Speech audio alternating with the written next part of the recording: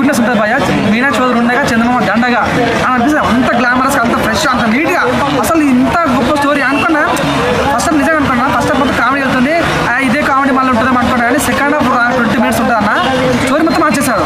అంటే గురువులకు రెస్పెక్ట్ ఇవ్వాలి, మధ్యలో గురువులకు రెస్పెక్ట్ ఇవ్వకుండా రకాలు తిట్టాలి ఇస్తారని గురువు దేవునితో సమానం అన్న పాయింట్ ఇప్పించడం చాలా మంచిది.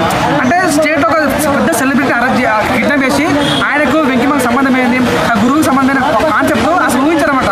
ఎటగలకైతే మంచి కాన్సెప్ట్ మూవీ. ఆమెతో నీళ్ళన్న అసలు వెంకీ మామకు దిగ్గా పోటీ ఇచ్చిందని చెప్పొచ్చు.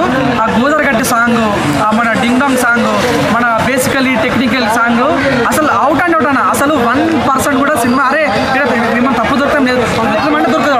అంత పాజిటివ్ ఉంటుంది సినిమాకి, చాలా పాజిటివిటీ. వెంకీ మామ పోలీస్ గెటప్ ఉంటుంది. అసలు మేము ఊహించామన్నా. అసలు అప్పుడప్పుడు ఘర్షణ సినిమా చూసాం కదా, అలాంటి గెటప్ చాలా బాగుంది. సినిమా 100 కోట్లు కొడుతుందా 1000 కోట్లు కొడుతుందా నాకు సంబంధం లేదు, కానీ మంచి cinema. Game changer, top Maharaj కన్నా కూడా మంచి సాలిడ్ మూవీ. కంటెంట్ ఉన్న మూవీ, కామెడీ ఉంది, కమర్షియల్ ఉంది, కంటెంట్ ఉంది. ప్రతి ఒక్కరు బాగా నచ్చితే. నేను ₹1 నాకు కామెడీ లేని ఎప్పుడు నాకు డబ్బులు ఇచ్చి పడలేదు. చాలా జనం చెప్తున్నా, సినిమా మాత్రం చాలా బాగుంది.